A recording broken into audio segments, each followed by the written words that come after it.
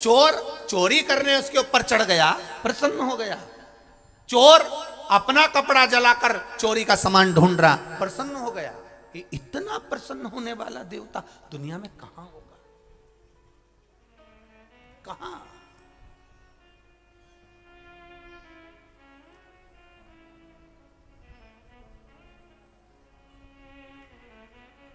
कहां मिलेगा वो ऐसा सरल, सहज, आनंद देने वाला?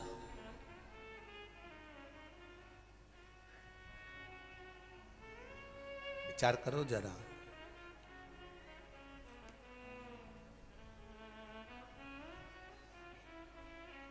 जलंधर वृंदा के पति, जिसका द्वेष भगवान नारायण के साथ में,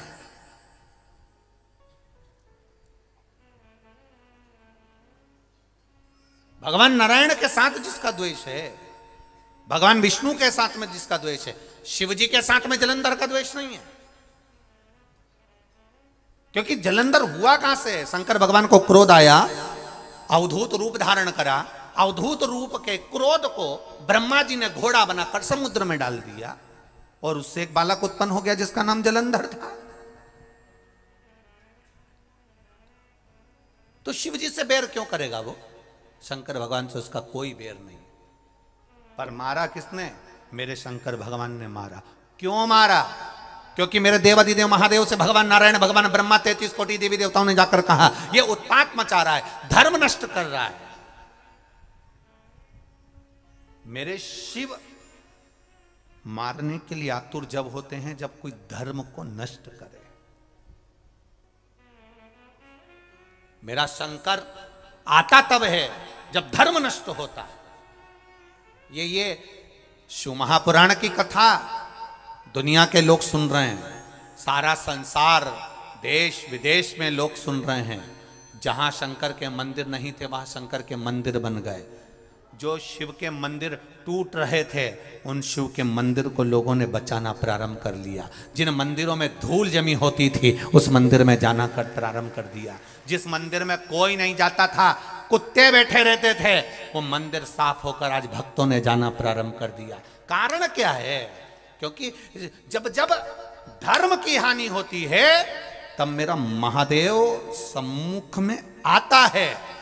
और देखा मेरे महादेव ने इस भारत की भूमि पर भी कहीं ना कहीं सनातन धर्म टूट रहा है, धर्म की हानि हो रही है। तब शिव पुराण के रूप में मेरा सनातन धर्म को बचाने मेरा महादेव आ गया। सनातन धर्म को बचाने के लिए मेरा महादेव प्रकट हुआ। यह शिव पुराण नहीं है, यह समझ लेना कि कुबेर भंडारी के रूप में, कुबेरेश्वर महादेव के रूप में, यह शिव पुराण नहीं, कुबेरेश्वर महादेव के रूप में सनातन धर्म को बचाने के लिए यह शंकर की गाथा है। शिव तत्व शंकर स्वयं आया है, उसको पहचान। सबसे ज्यादा खुशी होना चाहिए कौकड़ी, बालोदा बाजार, भाटापारा वालों को सबसे ज्यादा प्रसन्नता होना चाहिए। क्यों? हमारे नगर के पास में, हमारे क्षेत्र के पास में, हमारे जिले के अंतर्गत देवादिदेव महादेव की कथा हो रही है। कहीं शिव की कृपा होना थी, इसलिए बाबा ने इस कथा को करा दिया। कहीं शिव की कृपा होना थी। क्यों आया? क्या कारण था? किस लिए? क्या कारण था?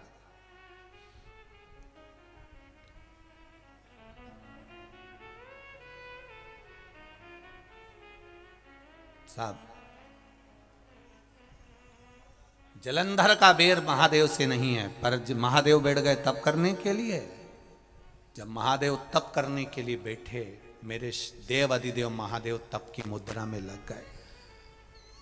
नंदी को मालूम पड़ा कि मेरे भोलेनाथ आज काशी से घूम कर आए हैं, शरीर बहुत, मेरे देव अधिदेव महादेव काशी से आए हैं तो जरूर अभी दूर से आवे तो थक जावे, कैलाश आए हैं।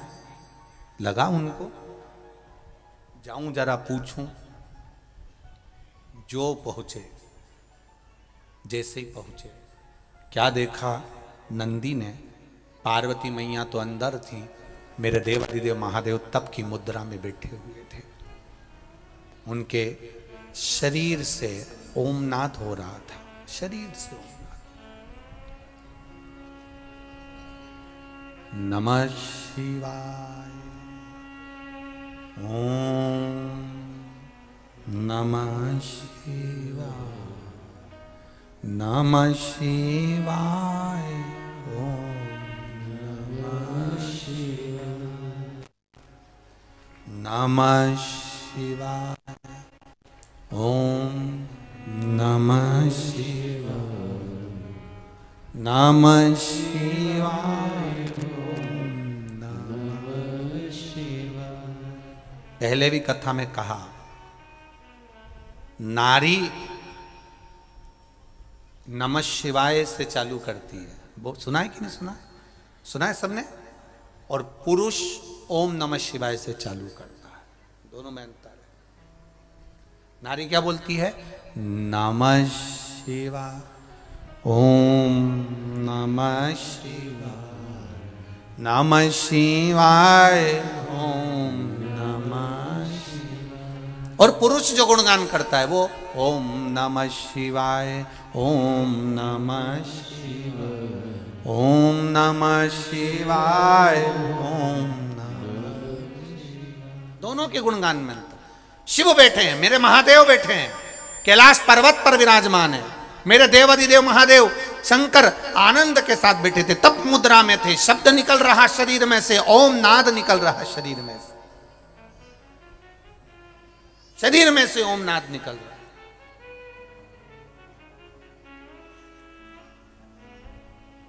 नंदी ने जाकर देखा कि बाबा को उठाऊं। 2 बार नंदी ने आवाज लगाई, हर हर बोल बम का नारा है।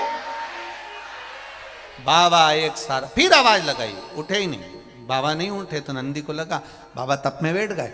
नंदी बाबा के सामने, बाबा ऐसे बैठे, नंदी उनके सामने आसन बिछाकर बैठ गया, वो भी बैठ गया। भोले बाबा लगे थे भजन में, नंदी लगा था भोलेनाथ के भजन में। ऐसा भजन नंदी ने किया कि मन का तार मेरे महादेव से जोड़ लिया। आज भी शंकर भगवान की जब प्राण प्रतिष्ठा होती है, शिव मंदिर में शंकर भगवान का शिवलिंग रखा जाता है, शिव प्रतिमा रखी जाती है, शिवलिंग रखा जाता है, तो नंदी जहां बैठता है, नंदी को जहां पर विराजमान करते हैं, उस नंदी के सामने से आज भी एक सूत्र बांधा जाता है शिव जी के सामने तक। प्रतिष्ठा के समय पर ब्राह्मण देवता उस सूत्र को रखते हैं आज भी। प्राण प्रतिष्ठा के समय पर वो सूत्र कौन सा है? वो सूत्र है हृदय से हृदय तक का तार जोड़ना।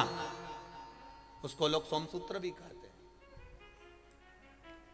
आज भी लोग रखते हैं उसको। स्वर्ण तार, चांदी का तार भगवान शिव के शिवलिंग से नंदी के सम्मुख में सोमसूत्र का स्मरण किया जाता। आज भी बांधते हैं, आज भी लगाते हैं जब विराजमान करते।